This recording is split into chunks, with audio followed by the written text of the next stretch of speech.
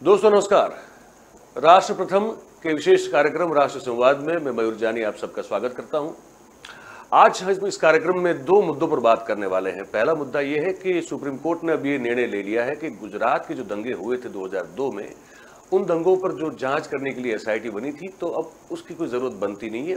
उसका वो निष्कर्ष उन्होंने निकाला है और उसको बंद करने का आदेश दे दिया है। तो वो एक मुद्दा है जिस पर बात करनी बड़ी जरूरी हो जाती है। दूसरी बात जो है वो ये है, दूसरा मुद्दा जो है वो ये है कि गुजरात सरकार ने 5 कैबिनेट मंत्रियों की एक समिति बनाई और कहा कि भाई जितने भी आंदोलन चल रहे हैं पूरे गुजरात में, इनको एक के बाद एक निपटाओ, खत्म करो। क्योंकि उनको लग रहा है कि जिस तरह से आम आदमी पार्टी अपने वचन और वायदों का पिटारा खोल के बैठी है और एक के बाद एक वहाँ पे जो है उसकी बारिश कर रही है, तो हो सकता है कि शायद जनता का मूड और रुख जो है वो भारतीय जनता पार्टी से मुड़कर कहीं आम आदमी पार्टी की तरफ ना चला जाए।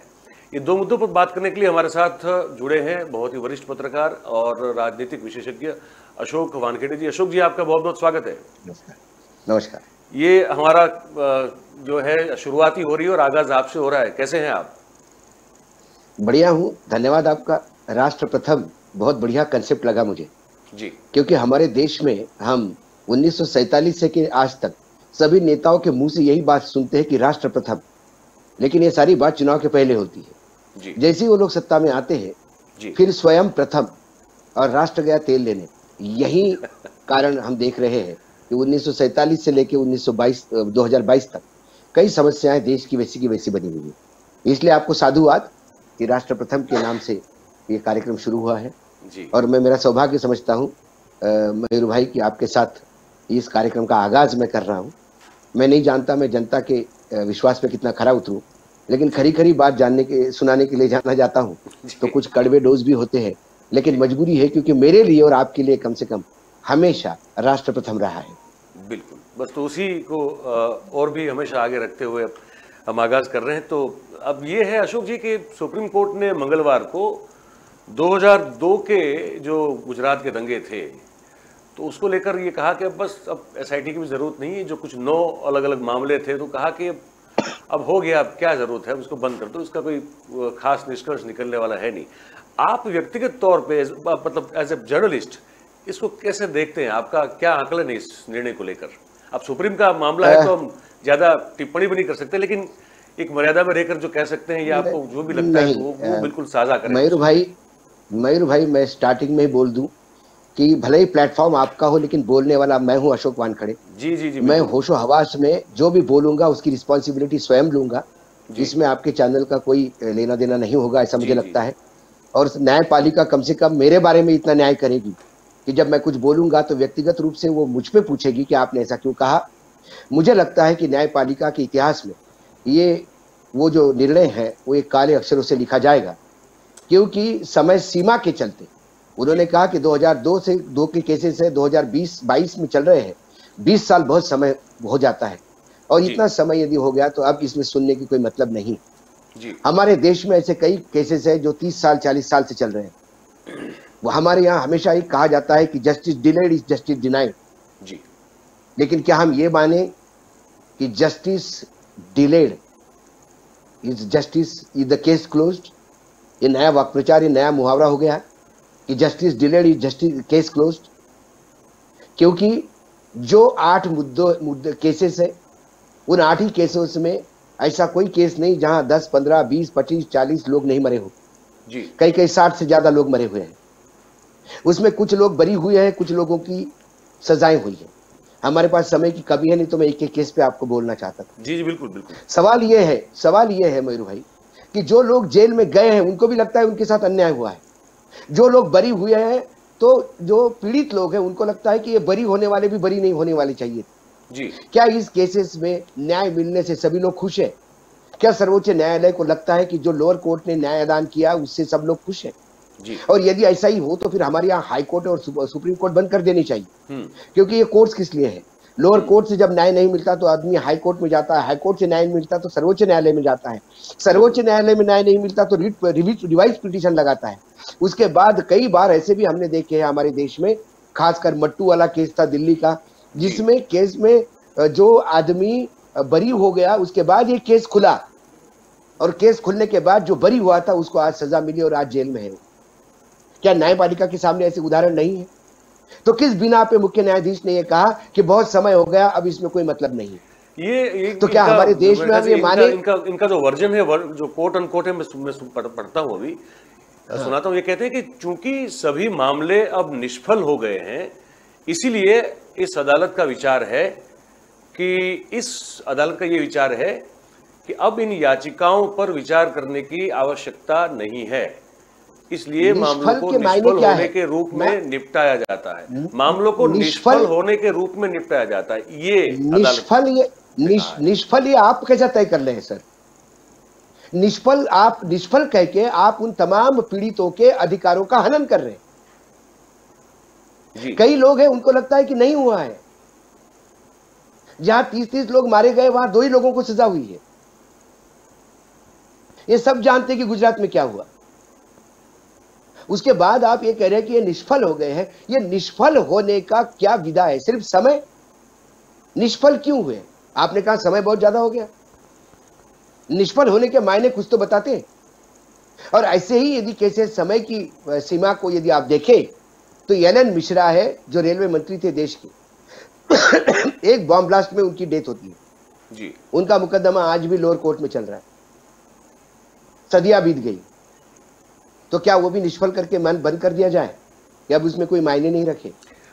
न्यायपालिका का काम है न्याय दान करना, चाहे न्याय लेने वाला रहे या ना रहे, लेकिन कम से कम एक तारीख पे ये लिखा जाएगा जी कि इस मामले में न्यायपालिका ने न्याय किया। ये मुझे कहीं ना कहीं केसेस निपटारे का अधिक ये लगता है। दूसरी बात, उसमें समय सीमा को लेके भी टिप्पणी हुई है जी, कोट अनकोट आप देख लीजिए। जी जी बिल्कुल। यदि ऐसा है तो क्या सर्वोच्च न्यायालय अपने गिरबान में झांक के देखे? न्यायपालिका, सर्वोच्च न्यायालय ने, मैं सभी न्यायपालिका को इसमें कटघरे में खड़ा करता हूं, क्या न्यायपालिका अपने ऊपर कुछ आचार संहिता लागू करेगी कि लोअर कोर्ट में कोई भी मामला 3 साल से ज्यादा नहीं पेंडिंग होगा, हाई कोर्ट में ये सीमा 2 साल और सुप्रीम कोर्ट में ये सीमा 1 साल, आप इस सीमा तय कर लीजिएगा? क्यों डिले होता है? कहीं सरकार एफिडेविट देने में डिले होता है, कहीं तारीख पे तारीख मजाक लगा के रखा है।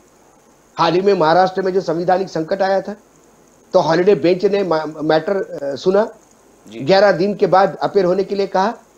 इसके बीच पीड़ित पार्टी ने कहा कि सर इसके बीच में यदि कुछ हलचल होती है राजनीति तो क्या करें? उन्होंने कहा कि सर्वोच्च न्यायालय के दरवाजे खुले हैं। उसके बाद क्या हुआ? सर्वोच्च न्यायालय के दरवाजे पे गए तो उन्होंने कहा कि अभी बाद में सुनेंगे। आज तक महाराष्ट्र में शिवसेना कौन असली है और जो सरकार बनी वो उसकी वैलिडिटी है कि नहीं है, ये कानून में पेंडिंग सवाल है। वर्तमान में सरकार तो मेजोरिटी के साथ हो सकती है, लेकिन वो मेजोरिटी वैध है या अवैध है, ये मामला आज भी सर्वोच्च न्यायालय में पेंडिंग है। क्या सर्वोच्च न्यायालय को लगता नहीं कि इसको तुरंत निराकरण करना चाहिए था? एक राज्य, महाराष्ट्र बहुत बड़ा राज्य है, उत्तर प्रदेश के बाद सबसे ज्यादा लोकसभा सीट देने वाला, 48 लोकसभा सीट का राज्य है, सबसे ज्यादा रेवेन्यू देने वाला राज्य है। उस राज्य की सरकार की वैधता पे यदि तलवार टंगी हुई है तो क्या सर्वोच्च न्यायालय को लगता नहीं इसकी समय सीमा तय करनी चाहिए? ऐसे कई मामले हैं जो न्यायपालिका को कटघरे में खड़े करते हैं और हमने अक्सर देखा है। हम बार बार कहते हैं कि न्यायपालिका, अभी हाल ही में जो रमन्ना साहब रिटायर्ड हो गए, उन्होंने इस बात का दुख जताया कि वो निपटारा करने में थोड़ी कमजोर रह गए। ये बोल के काम नहीं होता। हमने अक्सर देखा है कि न्यायपालिका न्यायदान के समय निर्णय जो ऑपरेटिव जजमेंट होता है उसमें तो कुछ नहीं कहती और स्ट्रिक्चर बहुत पास करती है जिसकी कोई मायने नहीं रखते। क्या स्ट्रिक्चर से ही देश चलेगा या न्यायपालिका भी सिर्फ अखबारों में हेडिंग लेने के लिए बोलती है? यह आरोप मैं लगा रहा हूं क्योंकि कई ऐसे काम हुए हैं जिसमें स्ट्रिक्चर्स तो हुए हैं लेकिन ऑपरेटिव जजमेंट जिसको कहते हैं, जो जिसको लागू करना होता है, उसमें न्यायपालिका चुप हो जाती है। तो फिर क्या कहें हम? नेताओं तो हमारे भाषण दे के जीते हैं, पत्रकारों का काम बोलना है, एग्जीक्यूटिव का काम एग्जीक्यूशन करना है, लेकिन जो चौथा पिलर है या दूसरा पिलर, में तो दूसरा सबसे पहला अहम पिलर मानता हूं न्यायपालिका, जो हमारा पहला स्तंभ है संविधान का, इस देश के लोकतंत्र का। यदि वो भी नेताओं जैसे भाषण ही देने लगे तो फिर हम बात कैसे करें? सर्वोच्च न्यायालय मुख्यमंत्री और गवर्नर के सभा में कहते हैं कि हम निर्णय देते हैं और आप लागू नहीं करते। यदि सर्वोच्च न्यायालय के निर्णय को सरकारें लागू नहीं करती तो सरकारों को बर्खास्त करने की जगह है कंटेम्प्ट ऑफ कोर्ट में। तो कितनी बार न्यायपालिका ने एक कदम उठाए हैं कि न्यायपालिका के न्यायाधीश को भी रिटायरमेंट के बाद भी कुछ लालसा होती है। ये यदि आम आदमी पूछे तो फिर वो कंटेम्प्ट कोर्ट हो जाता है। जी बिल्कुल। लेकिन फिर सच्चाई बयान करने के लिए हमेशा सजा हुई है, ये इतिहास गवाह है, और मैं सजा पाने के लिए तैयार हूं। नहीं, आप जाने इसलिए जाते हैं कि आप बिल्कुल बेखौफ हमेशा अपनी राय रखते हैं, तो और हम भी इसलिए आपको बहुत पसंद करते हैं, दर्शक भी बहुत पसंद करते हैं, सब जानते हैं। ये मुद्दा ये है कि इसमें अब क्योंकि इस आगे एक और भी मुद्दा लेना है, लेकिन इस पे एक अंतिम टिप्पणी चाहता हूँ इस मुद्दे पे कि जैसे उन्होंने उल्लेख तो कर दिया कि जो इस जांच को लेकर जेल में रहे, इतने साल रहे, कुछ लोग अभी भी हैं जेल में, और कुछ लोगों को जिनको कुछ मतलब बड़ी मात्रा में ऐसे लोग हैं जिनको लगता है कि जिस तरह से जांच होनी चाहिए थी वो हुई नहीं। जो आरोपी थे, जो दोषित थे, वो पकड़े नहीं गए, या तो उन पर आरोप सिद्ध नहीं हुआ। तो इन लोगों की अब इनको क्या मतलब ये क्या समझे इस फैसले को लेकर? जो बंद है वो भी और जो दुखी है वो भी। नहीं, मुझे लगता है कि इसके बाद फिर केस खुल सकता है। ये केस खुलेगा, नए चीफ जस्टिस आएंगे। हमारे यहाँ तो चीफ जस्टिस आने पे न्यायपालिका की तासीर बदलती है। माफी चाहता हूँ ये कहने में, और ये अक्सर देखा जाता है। मीडिया में ऑलरेडी पहले लिखा जा चुका था कि क्या हो सकता है। तो हो सकता है कि इसके बाद कोई चीफ जस्टिस आए जिनका दिल पचीस है, जिनको लगे कि न्याय होना चाहिए, और केस खुल सकता है। न्यायपालिका का दरवाजा कभी बंद नहीं होता। यदि न्यायपालिका का दरवाजा आतंकियों के लिए रात को 1 बजे खुल सकता है, तो इस देश का आम आदमी उतना ही अधिकार रखता है। वो भले ही पेपर में हेडलाइन नहीं बने, लेकिन न्याय पाने का अधिकार भी उसके पास है। क्योंकि न्यायपालिका के लिए चाहे नेता हो, चाहे आम आदमी हो, चाहे किसान हो, चाहे कोई मजदूर हो, वो एक ही नजर से देखना चाहिए न्यायपालिका को, ऐसा मुझे लगता है। नहीं, क्योंकि इसलिए ये सवाल बनता था कि अब क्योंकि सुप्रीम कोर्ट नहीं, मैं पूर्ण रूप से मैं ऑप्टिमिस्टिक आदमी हूँ, मैं आशावान आदमी हूँ। मुझे लगातार लगता है कि न्यायपालिका में चलो आता है, समय आता है, ऊपर जाता है, नीचे जाता है, लेकिन एक न्यायाधीश तो ऐसा आएगा कि जिसको लगेगा कि नहीं कुछ गलत तो हुआ है, और फिर से केस खुलेंगे। और कहीं ना कहीं मैं जानता हूं कि जिनने आरोप किया वो हो सकता है कि वो मृत्यु को पा लिए हो, उनकी उम्र हो गई हो सकता है कि आने वाले 50 साल बाद जिनके ऊपर अन्याय हुए वो नहीं बचे, जिन्होंने अन्याय किया वो नहीं बचे, लेकिन तारीख लिखी जाएगी न्यायपालिका के इतिहास में कि इतने सालों बाद कम से कम ये बात तो माना है कि ये गलत हुआ है। और जब ये माना है गलत हुआ है, तो कम से कम एक सुकून तो मिलेगा, उनकी आत्माओं को शांति तो मिलेगा। मैं हिंदू हूँ, मैं आत्मा और परमात्मा में विश्वास रखता हूँ। कम से कम उनकी आत्मा को सुकून तो मिलेगा कि चलो हमारे मरने के बाद सही, लेकिन न्याय तो हुआ है। अब अशोक जी, एक जो आज का दूसरा विषय है उस पर हम आते हैं। अब वो है गुजरात सरकार का एक फैसला। अब हम सब जानते हैं, आपने भी देखा था कि कुछ दिनों पहले BL संतोष वहाँ पे गए थे। जब वो जाते हैं तो गुजरात के राजनीति, खास करके भाजपा के अंदर जो है थोड़ा हल्का सा भूकंप का वातावरण होता है कि अब ये आए तो किसकी विकेट गिरेगी या क्या होगा। तो इस बार भी ये सब चर्चाएं हो रही थी। तो खैर वैसा तो कुछ नहीं हुआ, क्योंकि अब विकेट किसी की भी ले ले तो उससे कोई ज़्यादा फर्क पड़ने वाला है नहीं। मतलब जो उससे कोई छवि और उज्जवल हो जाए या बढ़िया हो जाए, या कुछ अगर दाग लगे हैं तो धुल जाए, ये तो संभव नहीं है। तो अब ये निर्णय लिया गया है अशोक जी कि भाई 5 कैबिनेट मंत्रियों को बिठाओ, जो बेसिकली भारतीय जनता पार्टी की अगर कैडर की बात करें तो तीसरी कैडर के लोग हैं बेसिकली, जो अभी मंत्रिमंडल में समाविष्ट हैं। अब उनको 5 लोगों को कहा गया है कि आपका कमेटी बन जाएगा। आप जितने आंदोलन चल रहे हैं गुजरात में, अब आप जानते हैं, हम जानते हैं, सब जानते हैं कि अलग अलग तरह के आंदोलन कहीं अरसे से चल रहे हैं। तो बोले सबको निपटाओ। तो एक तो उन्होंने कल जो है कुछ 3 मांगे जो है सरकारी कर्मचारियों की थी, वो तो फटाफट मान ली और कहा कि आप भाई आंदोलन बंद कर दो। अच्छा, इनका सबसे बड़ा प्रॉब्लम ये भी है, ये मान लेते हैं लेकिन लिखित रूप से फिर आता नहीं है, तो फिर आंदोलन फिर से शुरू होता है। तो अब ये निपटाने में लगे हुए हैं। कैसे देखते हैं आप इसको? देखिए, ये ना पेन किलर्स है। जैसे किसान आंदोलन इन्होंने निपटाए, तीनों किसान कानून वापस ले लिए, लेकिन लेने के बाद भी प्रधानमंत्री जी ने यह जरूर कहा कि ये किसान तीनों कानून बहुत बढ़िया थे और ये किसानों को मैं समझा नहीं पा रहा जी कि ये उनके लिए अच्छा है जी। इस देश का लाखों करोड़ों जो किसान है, जो जमीन का सीना चीर के इस देश के लिए अनाज पैदा करता है, जो सिर्फ बादल को देख के भांप लेता है कि बरसात कैसी होगी जी। जो हवाओं को सूंघ के या मिट्टी सूंघ के बताता है कि मेरे मिट्टी में क्या कमी है। वो किसान इतना अनपढ़ और मूर्ख हो गया कि देश के प्रधानमंत्री उनको समझा नहीं पाए 3 कानून क्या है जी। क्योंकि यदि कानून ही उद्योगपतियों के लिए लाया जाए तो किसान कैसा समझ पाएगा कि वो उसके लिए है जी। ये बात प्रधानमंत्री शायद समझ नहीं पाए। बिल्कुल। इसलिए समझ नहीं पाए, ये प्रधानमंत्री के तरफ से गलती थी, किसानों की तरफ से नहीं। इस बार भी ये आंदोलनकारी जितने भी है, क्योंकि गुजरात में चुनाव है तो अभी ये उनको एक लॉलीपॉप दिया जाएगा कि आपकी मांगे पूरी की जाएगी, लिखित में कुछ नहीं होगा।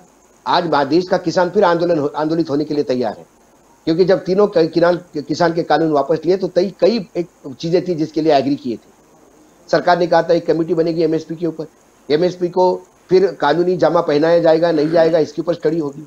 ना कमेटी बनी ना कुछ हुआ। उसके बाद फिर किसान आंदोलित होगा, जब फिर कहीं चुनाव होगा तो फिर इसके ऊपर सरकार तो केंद्र में 2014 से सिर्फ चुनाव फॉर्मेट में जी रही है। जहां जहां चुनाव आते हैं उसके लिए एक टेम्पररी रिलीफ पेन किलर देते हैं। आप एक एस्प्रिन ले लीजिए, थोड़ा सर दर्द कम हो जाएगा, आपको लगेगा कि बहुत बढ़िया हो गया, आपने तालियां बजाई और उसके बाद शाम को आपको पता पड़ गया कि आप बैक टू स्क्वायर वन हो गए जी। 2 दिन बाद फिर आपको वही है। मेरा लेकिन एक अहम सवाल है गुजरात के लिए, क्योंकि आप गुजरात से हैं, गुजरात के लिए अहम सवाल है। पिछले 27 साल से भारतीय जनता पार्टी का राम राज्य वहां चल रहा है क्योंकि भारतीय जनता पार्टी सिर्फ राम राज्य के लिए ही जानी जाती है जी। बिल्कुल। और बाकी जो रावण राज है वो तो बाकी अपोजिशन पार्टी शुरू करती है। जी बिल्कुल बिल्कुल। तो 27 साल के राम राज्य में ऐसा क्या हुआ कि गुजरात की जनता अभी भी आंदोलित है? प्रश्न ये इसमें इंटरेस्टिंग बात मैं बता और यदि ये गुजरात की जनता अभी भी आंदोलित है हाँ। तो ये राम राज्य नहीं तो फिर राम राज्य के नाम से क्या रावण राज्य चल रहा था? सवाल ये है। 5 मेंबर की कमेटी बनाई आपने, 5 कैबिनेट मंत्री की जी। क्या आपके मुख्यमंत्री के पास भी इतनी ताकत है कि कोई वो डिसीजन ले ले? 2014 के बाद जिस राज्य की सरकार पीएमओ से चलती हो, ये 5 मिनिस्टर की कमेटी, ये आईवॉश है। इससे बड़ा भद्दा मजाक गुजरात के जनता और आंदोलनकारियों के साथ हो नहीं सकता। ये आप भी जानते हैं और ये हम भी जानते हैं। और ये समय भी कैसा है, ऐसा समय है अशोक जी कि जब प्रदेश में खुद सरकारी कर्मचारी जो हैं वो उनमें सत्ता के विरोध की लहर दिख रही है। सरकार को ये डर लग रहा है कि अगर वह आगामी चुनाव में नुकसान नहीं उठाना चाहती है तो इन चुनौतियों को हल करना होगा और इसी कारण सरकार ने ये 5 मंत्रियों की एक समिति का गठन कर दिया है। ठीक है। अब मैं बताऊं कि देखिए सरकारी कर्मचारियों में सिर्फ वही नहीं है जो सचिवालय में काम करते हैं, पूरे 52 महकमे हैं, अलग अलग हैं, उसके सभी कर्मचारी की बात कर रहा हूं। वो सब अलग अलग उनकी मांगे हैं, पे ग्रेड को लेकर है, फिर फिक्स तनख्वाह जो है उससे फिर उसको वो परमानेंट कर दिया जाए, उसको लेकर बहुत सारे इश्यूज चल रहे हैं। अध्यापकों से लेके जूनियर डॉक्टरों से लेके पुलिस कर्मियों से लेके आंगनवाड़ी की महिलाओं से लेके तलाटी बहुत परेशान है अभी। तो तलाटियों का भी एक जो है बहुत बड़ा आंदोलन चला था, तो उसके प्रमुख को इन लोगों ने जो है गुपचुप बुलवा लिया, उससे साइन बाइंड करवा लिया और कहा कि आंदोलन खत्म। तो अब उस प्रमुख के खिलाफ तलाटी जो है कूट खड़े हुए। तो ये सब जो है बहुत लंबे अरसे से चल ही रहा है, लेकिन बार बार उसको दबाया जाता था। अब कह रहे दबाओ मत, इसको निपटाओ। तो पहले दबाने की बात होती थी, अब निपटाने की बात हो रही है। तो फर्क ये है, इसलिए मैं आपसे इस पर टिप्पणी चाहता हूं। हाँ, तो निपटाने के 2 तरीके होते हैं। एक तो तोड़ो और फोड़ो, तोड़ फोड़ करके निपटाओ। लोगों में डिवाइड एंड रूल, जो अंग्रेज चले गए लेकिन ये डिवाइड एंड रूल की पॉलिसी भारतीय जनता पार्टी के मत्थे छोड़ दिए। उन्होंने तुरंत उसको लपक लिया और वो डिवाइड एंड रूल करते। कई किसान आंदोलन तोड़ने का प्रयास करेंगे, कहीं कोई सरकार बनी हो तो उस पार्टी को तोड़ के अपनी सरकार बनाने का प्रयास करेंगे। तो ये जो तलाठी वाला उदाहरण आपने दिया था वो वही बेहतरीन उदाहरण है कि लीडरशिप को हाईजैक करो, उसके बाद देखो क्या होता है। लेकिन आंदोलन ऐसे खत्म नहीं होते मयूर भाई। जब तक इस आंदोलन का पूर्ण रूप से निराकार नहीं होता तब तक ये आंदोलन खत्म नहीं होंगे। आपके यहाँ पाटीदारों का बहुत बड़ा आंदोलन हुआ, उस आंदोलन की परिणति क्या हुई कि एक पटेल तो बहुत बड़े नेता हो गए, वो कांग्रेस में गए, फिर वापस बीजेपी में चले गए जी। तो उन्होंने उस आंदोलन को ऐसा ही खत्म कर दिया, कभी किसी कांग्रेस के नाम से या पॉलिटिकल पार्टी का नाम देके। ये सारा आपको ये सारी एक्सरसाइज इसलिए दिखाई दे रही है कि आम आदमी पार्टी, क्योंकि कांग्रेस तो गुजरात में बिकी हुई पार्टी थी। कांग्रेस का यदि 2014-19 का चुनाव छोड़े तो इसके पहले तमाम चुनाव जो थे वो बीजेपी ही लड़वाती थी कांग्रेस को। अहमद भाटी के हाथ में पूरा खेल था। बिल्कुल। अब अहमद भाई को जब पिछले चुनाव में दूर रखा गया तो कांग्रेस ने इतनी दमदार काम किया कि कम से कम 99 पे 100 के आंकड़े को क्रॉस करने नहीं दिया बीजेपी। इस बार फिर कांग्रेस वहां गायब है। ऐसे में उनका एक सोच था कि जो सोलंकी जी का रिकॉर्ड है 149 वाला, जी जी जी, वो 149 यदि हम तोड़ दे तो एक हो जाए कि भाई मोदी जी के राज में ये भी हो गया। लेकिन आम आदमी पार्टी ने जगह ढूंढते हुए ऐसा प्रवेश किया कि अब इनको लगा कि फिर वापस 100 के अंदर आना करीब करीब तय हो गया। सरकार बना भी लेंगे तो बहुत ही कम मार्जिन पे बना लेंगे। जब ऐसी स्थिति में पहुंची है तो अब यह फायर फाइटिंग का काम चालू हुआ।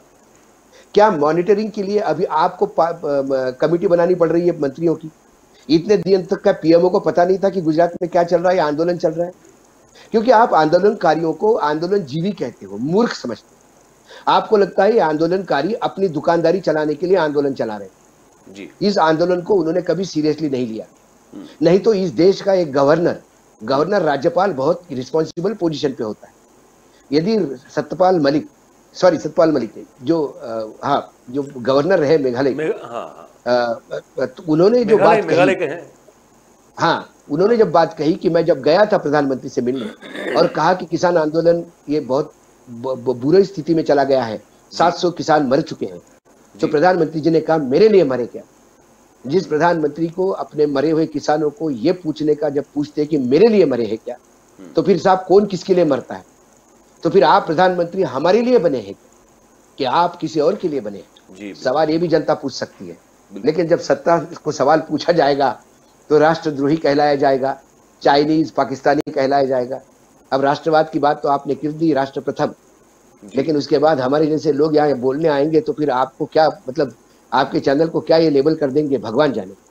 लेकिन अब मैं क्या करूं, मैं जहाँ भी जाता हूँ बोलने से राष्ट्र प्रथम है ना, तो हमारे लिए तो जो राष्ट्र प्रथम है तो मेरे लिए राष्ट्र प्रथम होगा। हमारे लिए वही मेरे लिए तलाटियों का आंदोलन, बच्चों का आंदोलन, स्कूल का आंदोलन, ये आंदोलन तमाम इनकी मांगे यदि जायज है, और मांगे हमेशा जायज ही होती है।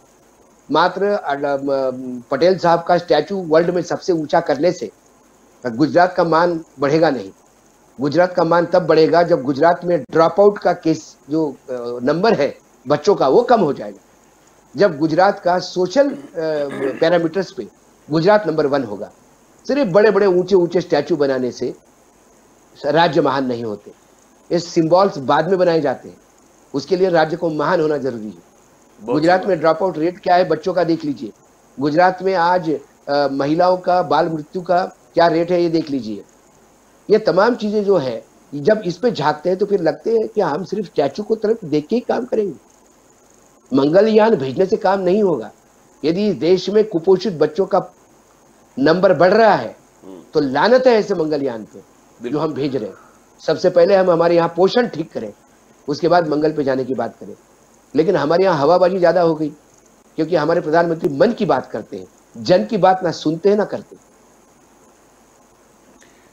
ये इससे ज्यादा प्रेशर भी इसलिए बन रहा है अशोक जी, क्योंकि ये साफ दिखाई दे रहा है कि जिस तरह से केजरीवाल जो है अब वो दौरे पे दौरे उनके चल रहे हैं।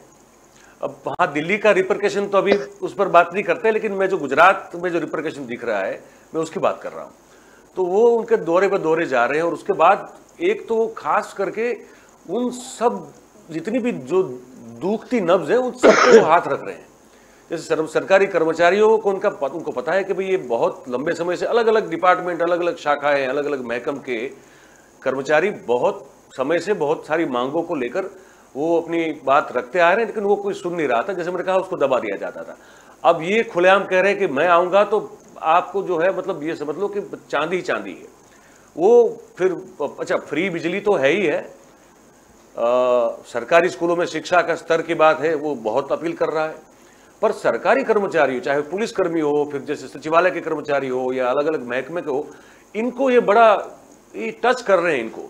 तो ये जो है ना ये मेरे ख्याल से एक बहुत बड़ा प्रेशर पॉइंट बना हुआ है गुजरात गवर्नमेंट के लिए कि जो लंबित जो समस्या है सालों से इनकी है, तो वो समाधान वो कहे कि हमारी सरकार बना दो, हम आपका समाधान कर देंगे। अब इनको जबरन कमेटी बनानी पड़ी है, तो ये जो उनकी घोषणाएं है केजरीवाल की, ये एक बहुत बड़ा प्रेशर पॉइंट यहां पर नजर आ रहा है अशोक जी। देखिए मयूर जी, मैं हमेशा कहता हूं, मैं 30 साल से दिल्ली में हूं। और केजरीवाल जी को राजनीति में आने के पहले से जानता हूँ। केजरीवाल जी ये नरेंद्र मोदी के एकलव्य हैं। जी जी, वो या गुरु तो कह द्रोणाचार्य सकते है हैं कि तो वो एकलव्य एडवांस है। वर्जन है, मॉडर्न वर्जन है शायद मैंने उसका। वो ये कलयुग है ना, वो द्वापर युग था जहाँ एकलव्य थोड़ा बराबरी पे था। ये कलयुग में तो एकलव्य द्रोणाचार्य से भी आगे है। आगे तू दाल दाल मैं पात पात, ये हिसाब जी से जी, चलते हैं वो। क्योंकि मुझे एकलव्य इस वाला वजह जो है से ना, मैं मतलब इसलिए थोड़ा मैं इससे सहमत नहीं हूँ, क्योंकि हाँ, ये एकलव्य तो ये होता है ना कि जो, जैसे आपने भी कहा कि गुरु से नीचे ही रहेगा, ये ना ना ना एडवांस ना वर्जन ना है, ना ये मैंने मॉडर्न कहा कॉपी है उनकी, नहीं मैं नहीं, ये मानता अरे हूँ। मैं इसीलिए कहा मयूर जी, मैं एकलव्य की जो कहानी हमने सुनी वो द्वापर युग की है, हम्म। जिसमें गीता सुनाई गई थी। जी। ये कलयुग है। हम्म। यहाँ एकलव्य अंगूठा काट के नहीं देगा, अंगूठा दिखाएगा या अंगूठा काट लेगा। या काट लेगा। तो ये उनसे ज्यादा वर्जन है। जी वो मन की बात करते हैं, उनसे बड़ी बात करते हैं। जी वो बोलने के लिए माहिर है, ये बोलने के लिए माहिर है। जी उनके बोलने में सिर्फ हवा होती है, इनके बोलने में गर्म हवा होती है जी जो आदमी को अपील करती है। तो आप छोड़ दीजिए। तो पहली बार कोई नरेंद्र मोदी जी को मिला है टक्कर का, और वो है केजरीवाल। इसलिए उसने गुजरात में घूमना क्या शुरू कर दिया, बीजेपी के पसीने छूट गए। जी। अब दिल्ली में सीबीआई एक्टिव हुई, ये हुई वो हुई। ये कोई आज की बात थोड़ी है। कभी स्कूलों का घोटाला निकालते हैं, बसों का घोटाला निकालते हैं। अरे बिल्कुल भाई, बिल्कुल खरीद के बिल्कुल। सालों हो गए। अब दिल्ली में लेफ्टिनेंट गवर्नर हमेशा बीजेपी के रहे हैं, कोई कांग्रेसी तो नहीं रहा है, या केजरीवाल ने तो अपॉइंट नहीं किए हैं। सारी फाइलें आपके थ्रू जाती है, सब कुछ आपको पता है। लेकिन अब क्यों गुजरात के चुनाव के समय क्यों सीबीआई याद आती है? अभी भ्रष्टाचार दिखाई देता है आपको, और मिलता कुछ नहीं है। तो जब सीबीआई की रेड हुई, तो उस सीबीआई के रेड को भी कैश करने वाला केजरीवाल है, और कैश उसने कर लिया उसको भी उसने। कैश करके दिखाया। किया, बिल्कुल। और उससे क्या हुआ, सिंपैथी आ गई, दिल्ली में भी सिंपैथी आ गई और गुजरात में भी सिंपैथी आ गई। तो जो गुजरात का विकास का मॉडल नरेंद्र मोदी ने पूरे देश में बेच के 2014 में सत्ता में आए थे, वही दिल्ली का मॉडल गुजरातियों को बेच के वो सत्ता में आना चाहते हैं या अपनी जगह बनाना चाहते हैं। बिल्कुल। लेकिन दोनों मॉडल क्या है, इसकी वास्तविकता यदि आप देखोगे तो दोनों में मुझे कोई ज्यादा फर्क नहीं दिखता। चलिए सर, ये आज आधा घंटा हम आपका चाहते थे, आपने समय निकाला, आप यात्रा पे हैं, फिर भी आप हमसे जुड़े धन्यवाद धन्यवाद और धन्यवाद हमसे बात की, हमारे दर्शकों से बात की। बहुत बहुत धन्यवाद अशोक जी, मिलते रहेंगे, आपसे बात करते रहेंगे। धन्यवाद धन्यवाद। तो दोस्तों, ये आज का हमारा कार्यक्रम था राष्ट्र संवाद, और इसी तरह के मुद्दों को लेकर हम आपके समक्ष उपस्थित होते रहेंगे। बात करना ज़रूरी होता है, चीज़ों को आप तक पहुंचाना, उसके पहलुओं की चर्चा करना, उसकी परतें खोलना और उसको तह में जाके, तह तक जाके उसको समझना बहुत ज़रूरी होता है। हमारे आसपास आजकल जो समाज और राजकारण में हो रहा है, उस पर हम ये चर्चा जो है लगातार करते रहेंगे, और हम आशा करते हैं कि आपको हमारा कार्यक्रम जो है बहुत अच्छा रहेगा। हमको जो है kalamkartavya.com पर भी आप हमको देख सकते हैं, हमको फॉलो कर सकते हैं। ये कार्यक्रम वहाँ भी आपको देखने को मिल जाएंगे, और हमारे जो जितने भी कार्यक्रम जो राष्ट्र प्रथम में आपको देखने को मिलते हैं, वो सभी कार्यक्रम kalamkartavya.com में भी आपको मिल जाएंगे। तो उम्मीद है कि आपको ये कार्यक्रम अच्छा लगा होगा, और फिर मिलेंगे। तब तक मुझे आज्ञा दीजिए। आपका दिन बहुत शुभ रहे। Thank you very much. नमस्कार।